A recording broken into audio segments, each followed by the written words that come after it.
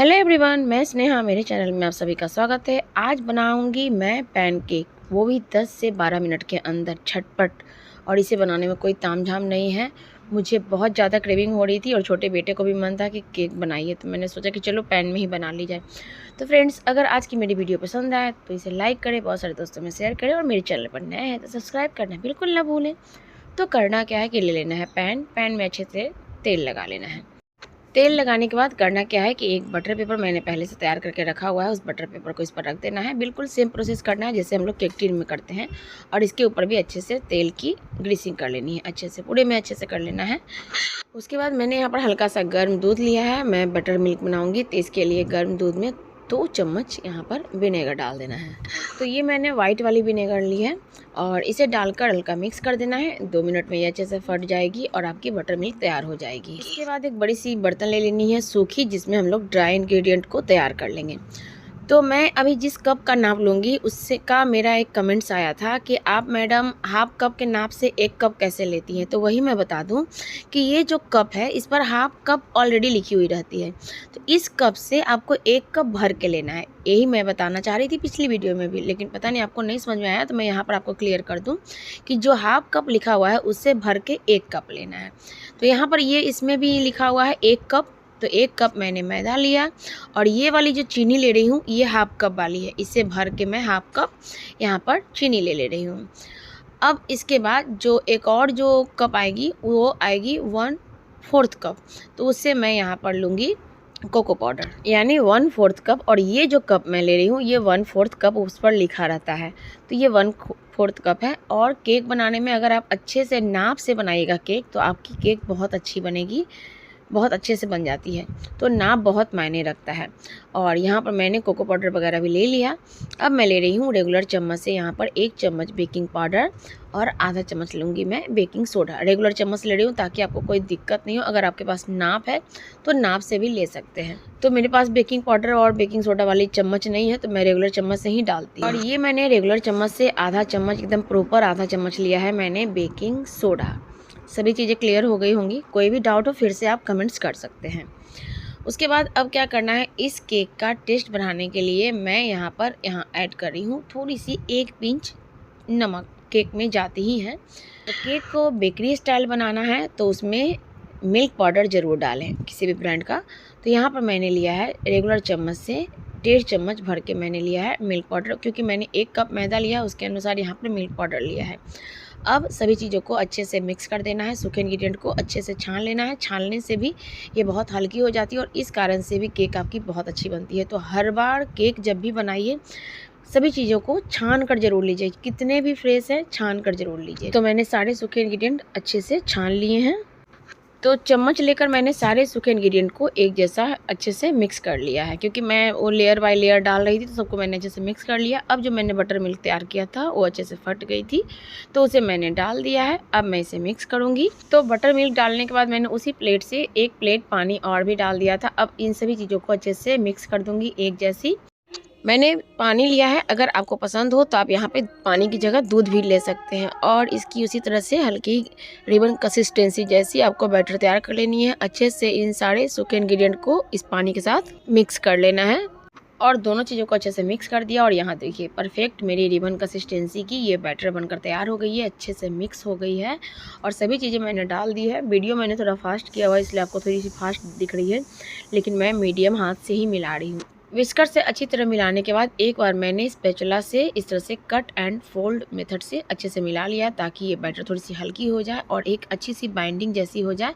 इससे केक में बहुत अच्छा हल्कापन आता है और अच्छे से ये फूलती है।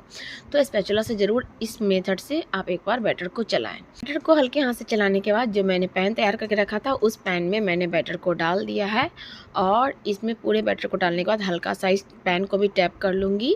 और बड़ा चाहें तो आप यहाँ पर स्पैचुला से पूरे में बराबर से फैला भी सकते हैं। तो बैटर सारी पैन में आ गई है। आप इसे दो तरह से पका सकते हैं। अगर आप जिस पैन में बना रहे हैं उसका तला जो है नीचे का, जिस पर मैंने बटर पेपर लगाया है, वो थोड़ा मोटा है, तो डायरेक्ट गैस पर रख दीजिए, जो मैं अभी करूँगी। क्योंकि मैंने जो पैन में बैटर डाला है वो उसका तला थोड़ा सा मोटा है, तो कोई दिक्कत नहीं होगी, लो फ्लेम पर आराम से पकेगी। अगर आपका ये पैन का तला थोड़ा सा पतला है तो इसके नीचे तवा लगा दीजिए, तवा के ऊपर इस पैन को रख दीजिए और पैन को रख के अच्छी तरह से कवर करके तवा पर ही अच्छे से पकने दीजिए। तो अभी जो थोड़ी सी मैंने बोला कि 10 से 12 मिनट लगेगी, अगर उस प्रोसेस से कीजिएगा तो इसमें थोड़ी सी टाइमिंग ज़्यादा लगेगी। फ़र्क यही पड़ता है, लेकिन केक बहुत अच्छे से बनती है। लेकिन मेरी जो ये पैन है थोड़ी सी मोटे तला की है, इसीलिए मैंने डायरेक्ट ही यहाँ पर फ्लेम को एकदम लो करके इसको 10 से 12 मिनट के लिए पकने दिया था और इस तरह से कवर कर दिया था। इसमें जो होल बनी हुई है उसको मैंने बटर पेपर से ही हल्के से अच्छे से पैक कर दिया था, ताकि इसमें से भाप वगैरह बाहर ना निकले और जो मेरी केक है बहुत अच्छे से पक के तैयार हो जाए। तो आपको जो मेथड पसंद हो उस मेथड से कर सकते हैं, लेकिन बर्तन के अकॉर्डिंग कीजिएगा। मेरी जो ये पैन है थोड़ी सी मोटे तला की है, तो मैं डायरेक्ट ही गैस पर रख दूँगी लो फ्लेम पर और इसे 10 से 12 मिनट के लिए पकाऊंगी। 10 मिनट बाद एक बार मैं फिर से चेक करूंगी, ताकि ये केक अच्छे से केक अच्छे से पकी है कि नहीं। ज़्यादा टाइम छोड़ने पर अगर आप डायरेक्ट गैस पर रख रहे हैं तो केक नीचे से जल सकती है। तो इस बात का ध्यान रखें, पैन का ज़रूर ध्यान रखें कि किस तरह के पैन का आप यूज कर रहे हैं। तो मैंने आपको दिखाने के लिए तवा वाला प्रोसेस किया था, तो मैंने तवा को हटा दिया है, फ्लेम को एकदम लो रखा है, एकदम सिम पर रखकर मैं इसे पकने दूंगी 10 मिनट बाद। लेकिन चेक ज़रूर कीजिएगा, अगर मोटा तला का है फिर भी। तब तक मैं अगली तैयारी कर लेती हूँ। तो 10 मिनट के लिए मैंने केक को पकने दिया है। अब यहाँ पर एक कटोरे में मैंने ये जो 2 रुपये वाली आती है ना कॉफ़ी पाउडर, वो मैं डाल रही हूँ। 2 पाउच मैंने डाला है, इससे फ्लेवर बहुत अच्छा आता है, बहुत अच्छे से इन्हेंस होकर आता है। अगर आपको कॉफ़ी का टेस्ट पसंद नहीं है तो स्किप कर सकते हैं, लेकिन केक्स वगैरह में जाते हैं और अच्छे भी टेस्ट आते हैं। तो 2 पाउच मैंने ले लिया, मतलब 4 रुपए की पैकेट की मैंने यहाँ पर कॉफ़ी ले ली। यहाँ पर थोड़ा सा मैंने गर्म पानी लिया है, गुनगुना नहीं, गर्म पानी है। अब यहाँ पर थोड़ा सा पानी डालकर मैं इन दोनों चीज़ों को अच्छे से मिक्स करूँगी और इसमें कोई स्वाद नहीं है, तो मैं यहाँ पर डाल दे रही हूँ थोड़ी सी चीनी। तो 2 चम्मच, रेगुलर चम्मच से मैंने चीनी डाल दिया। पानी गर्म है तो अच्छे से सभी चीज़ आपस में घुल जाएंगी और गर्म पानी में कॉफ़ी का टेस्ट बहुत अच्छे से उभर कर आता है। तो गर्म पानी में डालकर इसको अच्छे से मिक्स कर लेना है। अब मैंने यहाँ पर ले ली है कढ़ाई। कढ़ाई में मैं डाल दे रही हूँ एक छोटे कप से, मतलब 1/4 कप मैंने यहाँ पर पानी लिया। 2 चम्मच रेगुलर चम्मच से मैंने यहाँ पर चीनी लिया और यहाँ पर 2 चम्मच रेगुलर चम्मच से ही मैं ले रही हूँ कोको पाउडर। अब इन सभी चीज़ों को अच्छे से मिक्स कर लूँगी और मिक्स करने के बाद इसे मैं गैस पर पकाऊँगी। तो इतनी कम चीज़ों से इतने कम टाइम में और फटाफट से बनने वाले केक कौन नहीं बनाना चाहते हैं। तो आप इसे ट्राई कीजिए, फटाफट से बनेंगे और टेस्ट बहुत अच्छा आता है और सबसे बड़ी बात झटपट बन जाती है। और यहाँ देखिए 10 मिनट बाद मेरी केक बनकर तैयार हो गई है और इसे पकने में पूरे यहाँ पर 12 मिनट लगे हैं। तो मैं एक बार चेक कर लेती हूँ और वाओ, देखिए स्टिक भी एकदम साफ़ सुथरी निकल रही है। तो कितनी जल्दी बन गई और सारी तैयारी भी मेरी हो गई है। तो चलिए ये इस केक को इस पैन से निकाल कर भी आप ठंडा कर सकते हैं या फिर इस पैन में भी रख के ठंडा कर सकते हैं, कोई दिक्कत नहीं है, लेकिन पैन से निकाल दीजिएगा तो अच्छा ही होगा। तो फ्रेंड्स यहाँ पर जब तक मेरी केक ठंडी हो रही है, मैंने जो ये कोको पाउडर, पानी और चीनी का मिश्रण तैयार किया है, इसे मैं कुछ टाइम पकाऊँगी और तब तक पकाऊँगी जब तक इसका थोड़ा सा कलर चेंज ना हो जाए, थोड़ा सा गाढ़ापन आ जाए, तब तक मैं इसे पकाऊँगी। तो इसमें आप इन तीनों चीज़ों का टेस्ट बढ़ाने के लिए यहाँ पर आप ले सकते हैं अपने पसंद की कोई भी डार्क चॉकलेट। तो मेरे पास अभी कोई भी चॉकलेट अवेलेबल नहीं थी और मुझे अचानक से ही क्रेविंग हुई थी केक खाने की, तो मेरे पास ये हर्शी सिरप का जो होता है चॉकलेट सिरप, वो रहता है बराबर। तो मैंने उसी को लगभग 1.5 से 2 चम्मच डाल दिया है, इससे स्वाद थोड़ा सा चॉकलेट वाला आ जाएगा।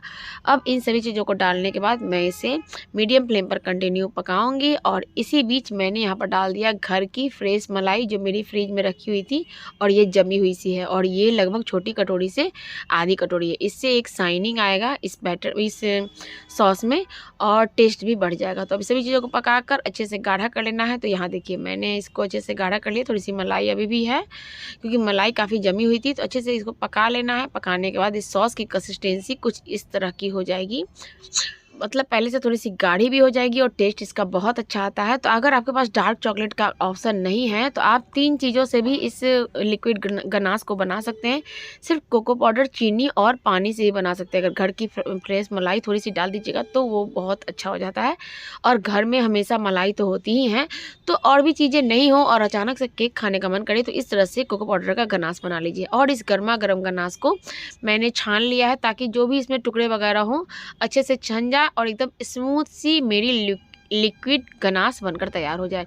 इसका टेस्ट मेरे घर में बच्चों को बहुत पसंद आता है, कोको पाउडर का जो ये मैं लिक्विड फॉर्म में गनाश बनाती हूँ। तो देखिए मैंने छान लिया और छानने पर कुछ भी नहीं निकला और ये थोड़ी सी अभी गर्म है तो इसकी कंसिस्टेंसी थोड़ी सी पतली लग रही है। थोड़े टाइम में जब ये थोड़ी ठंडी होगी तो इसकी कंसिस्टेंसी थोड़ी सी गाढ़ी हो जाएगी।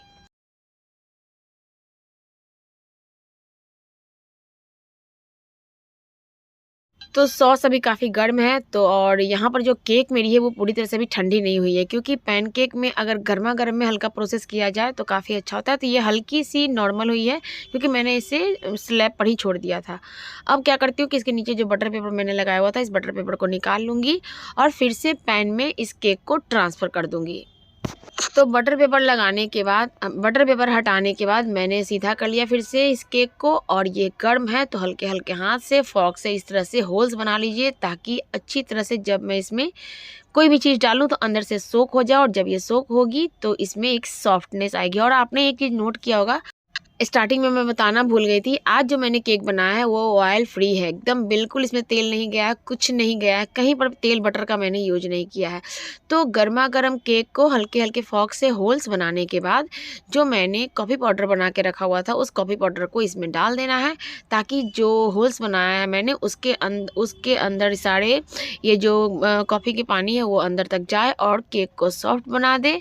सारे पानी को डालने के बाद फिर जो मैंने यहाँ पे कोको पाउडर का सॉस बनाया है उस सॉस को पूरे में इस तरह से चम्मच से ले लेकर पूरे में डाल देना है और डालने के बाद कुछ टाइम का फिर से रेस्ट देना है ताकि ये अच्छी तरह से एब्जॉर्ब कर ले। और जब एब्जॉर्ब करेगी तो अंदर तक जाएगी तो ये केक ऑलमोस्ट बहुत सॉफ्ट हो जाएगी। तो कुछ टाइम मैंने इसे सोक होने के लिए, सभी चीज़ों को एब्जॉर्ब करने के लिए छोड़ दिया था। हल्के टाइम बाद लगभग 2-4 मिनट हुए, लगभग 5 मिनट बाद फिर से मैंने पैन को ले लिया। आप देख सकते हैं इसमें सभी चीज़ अच्छे से सोक कर ली है। एक फिर से जो मेरी सॉस बची हुई थी कोको पाउडर वाली उस सॉस को मैंने इसके ऊपर डाल दिया। अब ये भी जितना एब्जॉर्ब करना होगा वो करेगी, नहीं तो फिर से इसको कुछ टाइम के लिए छोड़ दीजिए, अच्छी तरह से एब्जॉर्ब हो जाएगी और आपकी केक जो है एकदम सॉफ्ट बनेगी। तो मैंने जो बताया था कि मैं इसी बीच रोटी भी बना रही थी और मैंने केक भी पकने के लिए रख दिया था, तो कितनी जल्दी ये केक बनकर तैयार हो जाती है। तो मैंने सॉस डालने के बाद इसके ऊपर थोड़े से बादाम से को ग्रेट करके मैंने चारों तरफ से थोड़ी सी इसकी डिजाइनिंग कर दी है। आप इसे प्लेन भी कट करके खा सकते हैं। और अभी केक थोड़ी सी गर्म ही है, हल्की सी गर्म, तो मैंने इसमें कट्स लगा लिया। कट्स अपने अकॉर्डिंग लगा सकते हैं। और मतलब सबको खिलाने के पहले मैंने थोड़ी सी डार्क चॉकलेट जो हर्षी सिरप वाली चॉकलेट थी उस चॉकलेट के इसके ऊपर डाल दिया है। तो फ्रेंड्स देखिए कितना अच्छा स्पंजी सा बिना रिफाइंड के भी ये केक बहुत अच्छी हल्की स्पंजी बनी है और टेस्ट माइंड ब्लोइंग है। मैं अंदर का दिखा रही हूँ, देखिए अंदर से भी कितने अच्छी तरह से ये पके हुए हैं। तो फ्रेंड झटपट वाली ये केक की रेसिपी आज आपको कैसी लगी? अगर अच्छी लगी है तो आप ज़रूर बनाइए। अगर आप तेल डाल के बनाना चाहते हैं तो जिस कप से मैंने कोको पाउडर डाला है उस कप से 1/4 कप ऑयल बिना फ्लेवर वाला, जैसे सरसों तेल वगैरह नहीं डालना है, कोई भी रिफाइंड ऑयल का यूज करके आप केक को बनाइए और भी स्पंजी बनेंगे और भी टेस्टी बनेंगे। मेरे यहाँ डिमांड हुआ था बिना तेल का बनाने का तो मैंने बिना तेल का बनाया, लेकिन बिना तेल के भी देखिए केक मेरी कितनी सॉफ्ट स्पंजी बनी है।